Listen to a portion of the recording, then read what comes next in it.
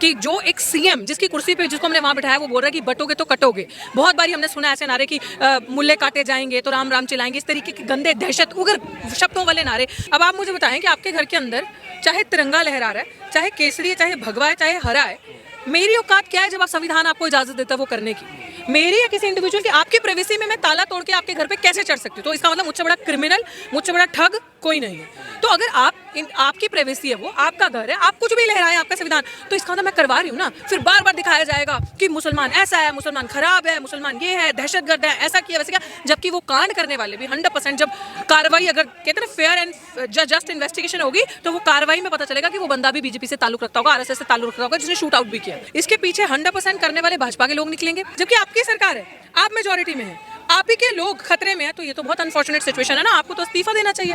आप तो लायक ही नहीं उस पद पे बैठने के लिए। जानबूझ के इस तरह की रैलीज में, चाहे वो कांवड़ यात्रा में दिखा देना कि देखो मुसलमानों ने पत्थर मार दिए निकल रही हैं, चाहे वो इस तरीके की रिलीजियस रैलीज निकलेंगी तो ये दिखा देना कि देखो वो उनके घर पे चढ़े और उन्होंने झंडा नीचे किया, ये वो सारी चीजें उन्हीं के लोग होते हैं। तो ये नैरेटिव सेट किया जाता है। अंग्रेज क्या करते थे? Divide and rule. ये काले अंग्रेज ज्यादा खतरनाक है उन गोरे अंग्रेजों से। क्यों? क्योंकि उनको ये डाइवर्ट एंड रूल करते हैं। मेरे घर के या आपके घर के साथ आपने देखा होगा हिंदू मुसलमान या बहुत सारे लोग एक साथ रहते हैं कॉलोनीज में, सोसाइटीज में, नहीं नफरत करते। वो दिवाली पे उनके घर जाते हैं, वो ईद पे उनके घर आते हैं। तो ये हमारे देश, डाइवर्सिटी यही है ना देश की।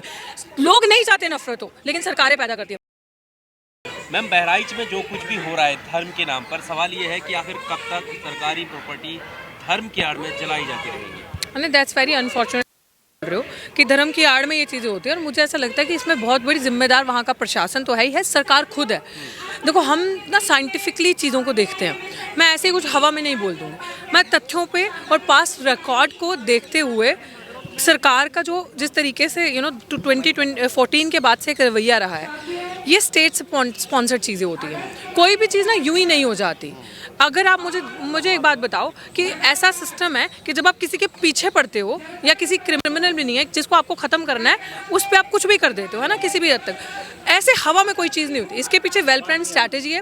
इसके पीछे 100% करने वाले भाजपा के लोग निकलेंगे। इसके पीछे करने वाली वहाँ की योगी सरकार जो है, वहाँ की जो सरकार है उसका 100% इन्वॉल्वमेंट है, योगी सरकार का इसके अंदर इन्वॉल्वमेंट है। कोई भी चीज़ ऐसे नहीं होती पॉपुलर प्रोपेगेंडा बनाया क्योंकि उपचुनाव है। उपचुनाव में अगर आप हिंदू मुसलमान नहीं करोगे तो वोट कहाँ से मिलेंगे? और ये नई कहानी नहीं है। जैसे नूह में शिश करी थी, हर जगह पे जहाँ पे भी इन्हें पता चलता है कि चुनाव मुद्दा तो नहीं है ना, अब आप किस चीज़ पे वोट मांगोगे लोगों से? ये वोट कहाँ से मिलेंगे? तो बाकी वोटों में जब तक आप दंगे नहीं करोगे, जब तक आप एक दूसरे को मार पिटाई नहीं करोगे, और जब तक ये नैरेटिव नहीं चलाओगे कि देखो एक पक्ष जो है वो हिंदू खतरे में है और ऐसे है और इस देश में उग्र का माहौल बहुत बढ़ रहा है कि ये हो रहा है वो हो रहा है, जबकि आपकी सरकार है, आप मेजोरिटी में है, आप ही के लोग खतरे में है, तो ये तो बहुत अनफॉर्चुनेट सिचुएशन है ना। आपको तो इस्तीफा देना चाहिए। आप तो लायक ही नहीं उस पद पे बैठने के लिए कि अगर इस तरीके के दंगे आपके मेजोरिटी और ये हो रहा है। पर प्रशासन की मौजूदगी में कैसे दूसरे धार्मिक झंडों को उखाड़ना, छतों पे चढ़ जाना, मस्जिदों को निशाना, ये सब प्रशासन की मौजूदगी में कैसे संभव है? बहुत ही घटिया मानसिकता, बहुत ही गलत चीज़ है ये सारी चीज़ें होना। बड़ी ही चीप चीज़ है जो ये हुआ है। आप ये बोल रहे हो कि प्रशासन। अब आप मुझे बताएं कि आपके घर के अंदर चाहे तिरंगा लहरा रहा है, चाहे केसरी है, चाहे भगवा है, चाहे हरा है, मेरी औकात क्या है जब आप संविधान आपको इजाज़त देता है वो करने की? मेरी या किसी इंडिविजुअल की आपकी प्राइवेसी में मैं ताला तोड़ के आपके घर पे कैसे चढ़ सकती हूँ? तो इसका मतलब मुझसे बड़ा क्रिमिनल, मुझसे बड़ा ठग कोई नहीं है।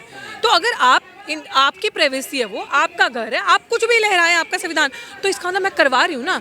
और अगर अभी आप देखना जंतर मंतर पे हम लोग हैं, अगर मैं अभी 4 नारे लगाती लगाती बाहर तक जाऊँ ना और कुछ नहीं पीसफुल अपने प्रोटेस्ट के लिए जाऊँ, तो मुझे पुलिस ऐसे पकड़ेगी, ऐसे घिराव कर लेगी कि इतने प्रोटेस्टर्स नहीं होंगे जितने पुलिस है। तो वहाँ पे इतना डिफॉल्ट क्यों था? वहाँ पे पुलिस कहाँ थी? वहाँ पे कर्मचारी क्यों सामने नहीं आए? तो ये सारी चीज़ें बोला जाता है कि यहाँ साइलेंट हो जाओ, गुंडाइयों के लिए दरवाजे खोल दो। आपने बहुत दंगे ऐसे भी देखे होंगे। मणिपुर की बात ले लो, कैसे वहाँ पुलिस भाग के चली गई और वहाँ पे सारे जितने भी वेपन्स थे प्रोवाइड किए गए दंगे वालों को। तो इसलिए ये सारी चीज़ें हम लोगों को समझ में आती है कि कुछ भी ऐसे ही नहीं होता, करवाया जाता है, ये प्रोपेगेंडा सेट किया जाता है। फिर मीडिया को जिसे कहते हैं ना चील कौओं की तरह एक नैरेटिव मिलता है, फिर उस पर प्रचार होगा, फिर बार बार दिखाया जाएगा कि मुसलमान ऐसा है, मुसलमान खराब है, मुसलमान ये है, दहशतगर्द है, ऐसा किया वैसे क्या, जबकि वो कांड करने वाले भी 100% जब कार्रवाई, अगर कहते हैं ना फेयर एंड जस्ट इन्वेस्टिगेशन होगी तो वो कार्रवाई में पता चलेगा कि वो बंदा भी बीजेपी से ताल्लुक रखता होगा, आरएसएस से ताल्लुक रखता होगा, जिसने शूट आउट भी किया। ये मेरे को पर आपने देखा होगा इस देश में जब अंबेडकर साहब की जयंती मनाई जाती है, बहुत भारी तादाद में पूरे देश भर में, कहीं कोई पथराव नहीं होता, कोई मुसलमान पत्थर नहीं फेंकता, लेकिन जब हिंदू धर्म की यात्रा निकाली जाती है, शोभा यात्रा या जो भी रहा हो, तो उस पर यह आरोप लगता है कि मुसलमानों ने पत्थरबाजी की है। ऐसा कैसे होता है? देखो, इस देश में देश को बांटने के लिए और दहशत फैलाने के लिए बड़ा इजी नैरेटिव है हिंदू और मुसलमान, है ना।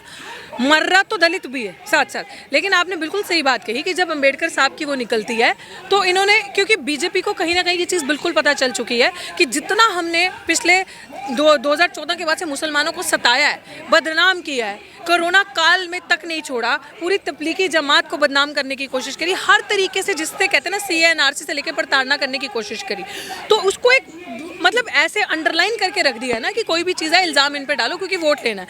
ये पता है ये लोग तो वोट देंगे नहीं, तो बाकी जो आगे पीछे वाले उनको ये दिखा दो कि देखो हम तुम्हारे कितने हितैषी हैं, हम तुम्हारे लिए कर रहे हैं वोट। तो ये जानबूझ के इस तरह की रैलीज में, चाहे वो कावड़ यात्रा में दिखा देना कि देखो मुसलमानों ने पत्थर मार दिए निकल रही हैं, चाहे वो इस तरीके की रिलीजियस रैलीज निकलेंगी तो ये दिखा देना कि देखो वो उनके घर पे चढ़े और उन्होंने झंडा नीचे किया, ये वो सारी चीज़ें उन्हीं के लोग होते हैं, तो ये नैरेटिव सेट किया जाता है। रही बात जब अम्बेडकरवादी लोग, और मुझे तो ये लगता है कि 90% लोग मुस्लिम भी अम्बेडकरवादी हैं, और हैं क्योंकि अम्बेडकर साहब के साथ जब कोई नहीं खड़ा था तो मुस्लिम समाज उनके साथ खड़ा था, तो वो बहुत पुराना प्यार है जो साथ हैंड इन हैंड चलता है।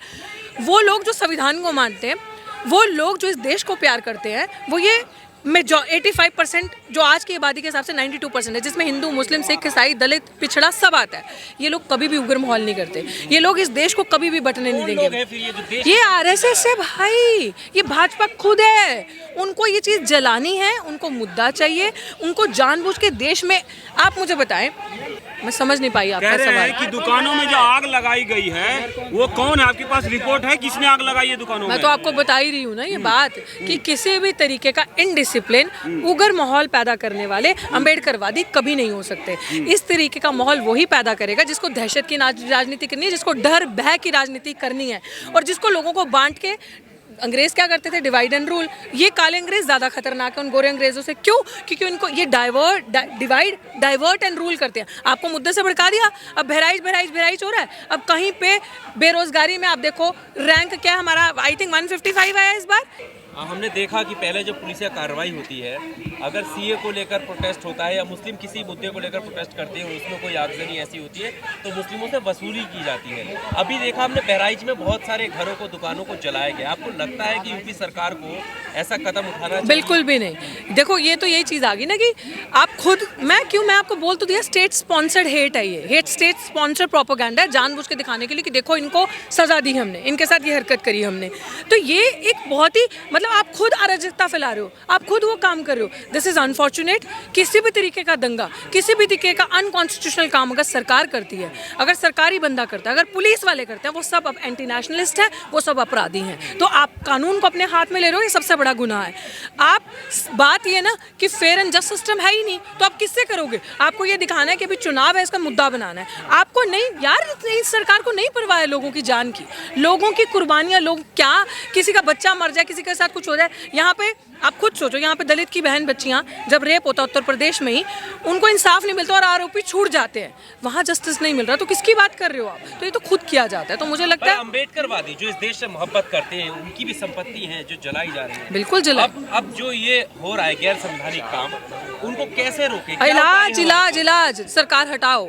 आज आप यहाँ पे इकट्ठे हो, जिस तरीके से आपने देखा हरियाणा में, जब दूसरी छोटी पार्टीज, ये जो वो लोग जब जीत के कगार पे आ जाते हैं, तो सरकार पूरी कोशिश करती है ईवीएम सेट करके, ऐसा आपने देखा ना, अब आपके सामने ट्रांसपेरेंट चीज़ें हैं, ईवीएम सेट करके बाकी पैसे के दम पे वोट ले लो, फिर ईवीएम के दम पे वोट ले लो। जब तक आप सत्ता परिवर्तन नहीं करोगे, जब तक हिंदू को अगर आप 1% कम भी मान लो, वहाँ की आबादी मुसलमान सबसे ज़्यादा दलित, आदिवासी, पिछड़ा समाज, अगर ये एक होंगे, अपनी सरकार बनाओगे, that is the only alternative हमारे पास है कि हम पीस हार्मनी से रह सकते हैं इस देश में। अदरवाइज कोई ऑल्टरनेटिव नहीं है। हमें एक दूसरे के साथ नफरत नहीं करनी भाई। मेरे घर के या आपके घर के साथ आपने देखा होगा हिंदू मुसलमान या बहुत सारे लोग एक साथ रहते हैं कॉलोनीज में, सोसाइटीज़ में, नहीं नफरत करते। वो दिवाली पे उनके घर जाते हैं, वो ईद पे उनके घर आते हैं। तो ये हमारे देश, डाइवर्सिटी यही है ना देश की।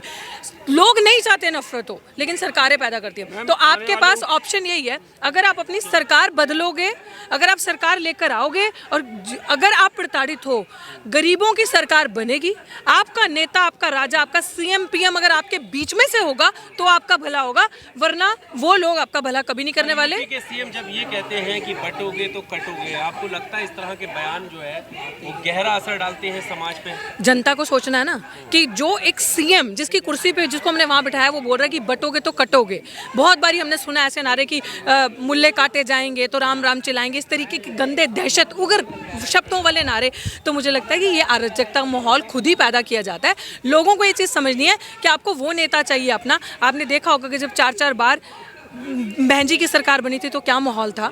हर एक गरीब, आदिवासी, मुसलमान अपने आप को समझता था कि मैं ही सीएम हूँ। आपको वैसा राज चाहिए, आपको वैसा शासन चाहिए। चुनाव में सभी विपक्ष एकजुट होकर भगाएंगे योगी आदित्यनाथ? बिल्कुल भगाएंगे। हम तो मैदान में रहेंगे और हम सबसे अपील करेंगे कि योगी आदित्यनाथ नहीं, उसके ऊपर बैठा जो उसका भी बाप है, मोदी सरकार कंप्लीट खात्मा करना होगा आपको इनका। वो आपकी एकजुटता से हो सकता है। बहन जी तो कह रहे हैं हम अकेले लड़ेंगे। तो कोई बात नहीं ना, बहन जी कह रही है अकेले लड़ेंगे, बिल्कुल सही उनका डिसीजन होगा।